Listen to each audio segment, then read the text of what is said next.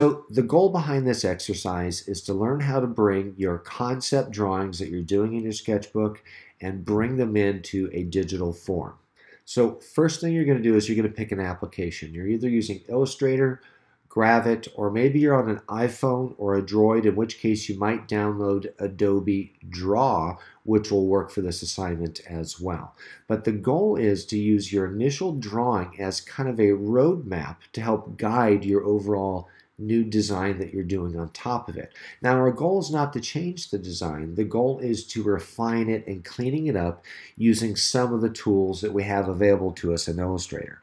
So the first thing that I'm going to need to do is I'm going to need to go ahead and place my actual image. So I'm going to go up to File, and I'm going to come down to, how come I don't see Place? File, export scripts. I know why, because I haven't created a new document. All right, so new document, 8 by 10. I'm gonna go File, and now I should be able to come down to Place, which is right here. And this is the same command that Gravit uses as well. And many of the same keystrokes and the ways that the tools work in here in Illustrator are the same way it's going to work in Gravit. So I'm going to click on Place, and then I'm going to navigate to where I have a picture of my image stored. And currently it's on the desktop here. I took a screenshot of it. And I'm going to go ahead and click Place. Notice that it travels, wants to know where I want to click the first corner, so I'm going to place it right there. Now notice it doesn't place exactly on there, so I can grab it and let's go ahead and kind of align it up on my piece of paper. Now this is on what we call a layer.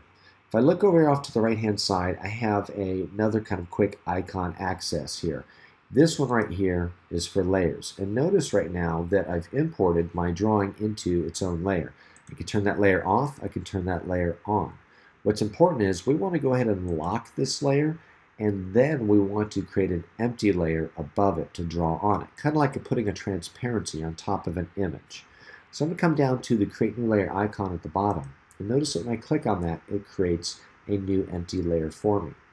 And also please note that clicking on the layer shows that it's selected. Right now, see, I can go back and forth, but you always want to make sure that you see that the layer you think you're working on is highlighted. Now I'm going to zoom in here using Command++. That's the same for Gravit as well if you use the online app. And I just want to get a good look here, and I'm going to start with this abstract shape that we see right here. So I'm going to come over, I'm going to grab the pen tool, and what I want you to understand, which I think will make more sense after you watch the video on vector drawing and vector art, what it actually is, you'll understand. But both when we draw in vectors, we have a stroke and a fill. Okay, so whenever I draw an object, it has a stroke and a fill. And I can define whether that stroke or fill is on and off, as well as many different colors, and I can even put gradients into it if I want to. But notice over here in my toolbar on the left-hand side, I have two color chips.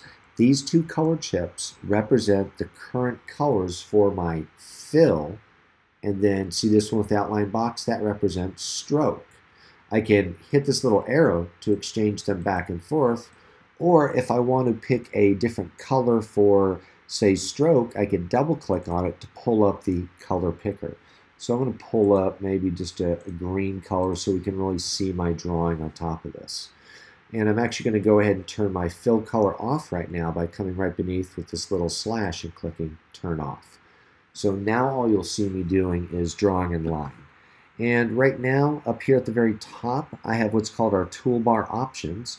And the toolbar options will change to reflect the options available for a specific tool. So notice that when let me find a tool that's going to change for me on here. I don't know why it's not changing. It's only updating the palette. It's updating here. But generally when you work in a tool, maybe you have to have it active. This will update to show you the available options for that tool. So let's grab the pen tool. And the pen tool is an interesting tool. If I click and release, it plots a point. And notice now that I have kind of like a rubber band action. It's waiting for me to plot the next point. If I click and release, it plots another static point, making that line permanent. I can do this all day, but it would be very hard for me to go ahead and actually go ahead and draw this accurately with just straight lines. So let's see how this tool actually works. We can actually control curves with it. So if I click and release to put my first start point, and I know I want to do a curve, then I'm going to click and hold on the next one and pull my mouse. And notice that as I pull my mouse, what appears are what we call handles. And notice I can make those handles longer, I can rotate those handles and make them smaller. And notice that that handle dictates the direction of the curve.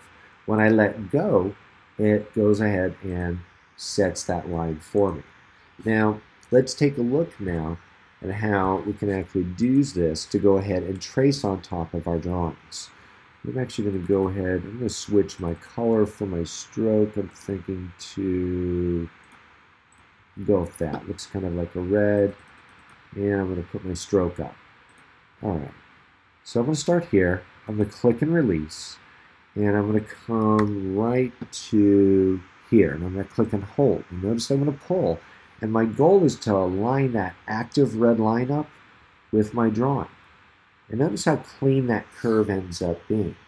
Now, if I try to go here and click here, notice that this last handle dictates the direction of the curve. So I'm going to undo that by doing Command Z, and that's the same in Gravit as well. So I need to take this handle back. I'm going to hold Option. I'm going to click and grab the handle while I'm holding Option and take it all the way back and then release. Now I can click and hold and plot a new course right there.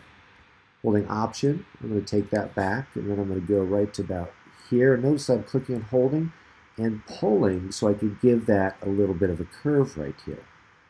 I'm going to see if I can get away with going right about here and pulling to make that curve. That looks pretty good.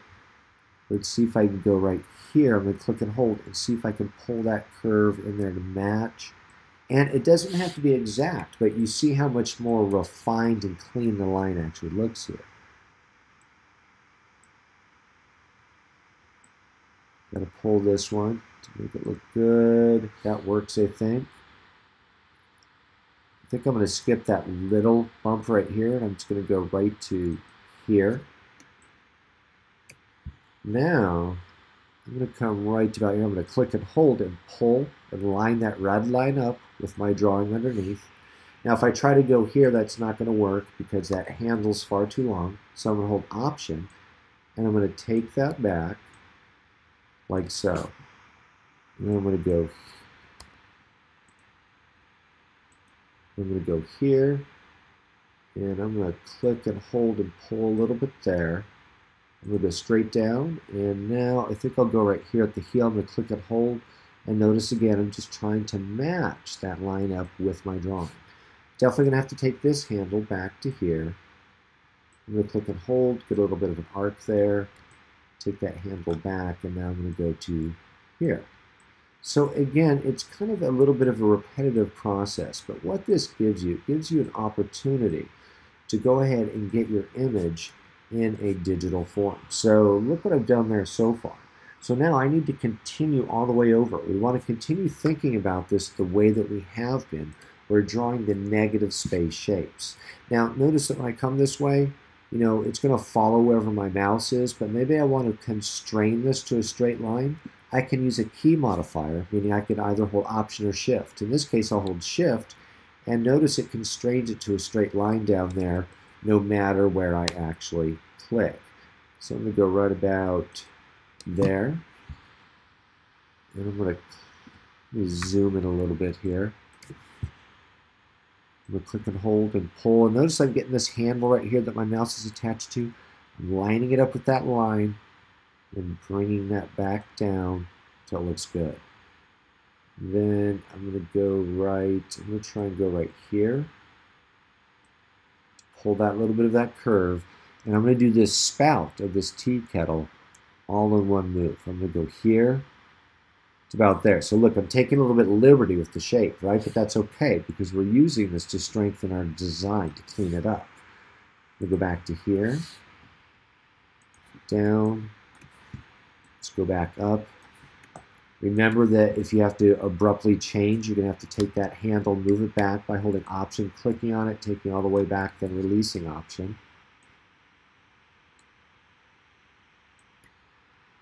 Now let's take this down, and I'm going to go right here, and like so. All right, so there's one shape. Let me do this shape over here real quickly, and then we'll take a look at this.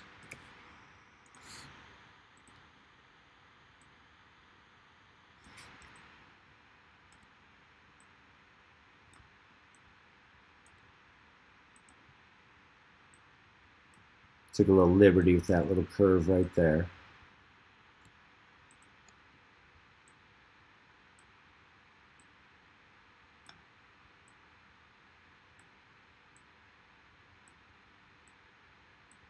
Notice I'm just lining up the handles on there and just pulling them straight forward. Okay. All right, so now let's go ahead. I'm going to go ahead and bring up my layers. I'm going to turn off the bottom image so we actually don't see it. And now let's take a look how we can go ahead and change the stroke. Let's make sure I'm done with that. Let's see how we can go ahead and change the stroke and change the colors on these. So right now, this is an enclosed shape and this is an enclosed shape. I currently have no stroke. So I'm going to select that object that I've created. I'm going to bring this forward. I'm going to double click on it and we'll go ahead and choose maybe a blue color, I'm thinking. Let's go like so. I'm going to come over here. I'm going to do the same thing.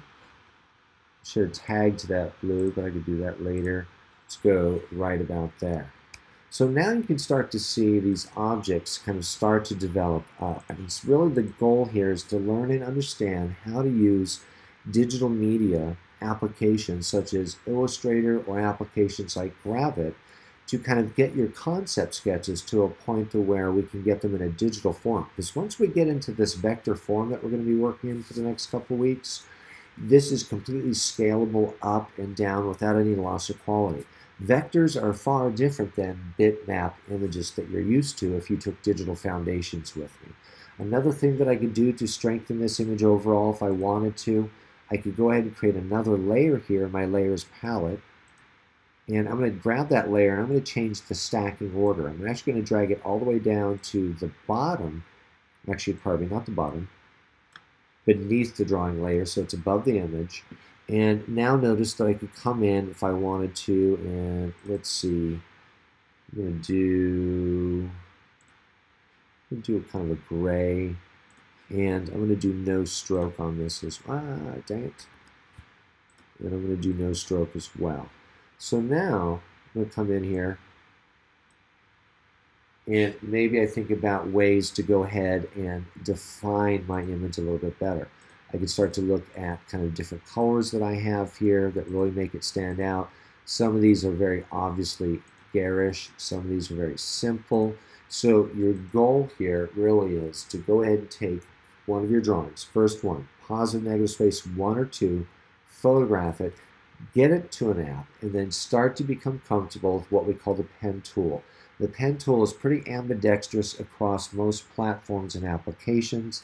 It is a vector drawing tool. In fact, what we are drawing is vectors that have very short lines of code that distinguish how they're displayed. So you can create huge vectors, but they're not going to be huge as far as megabytes like a bitmapped image or a digital photograph might be.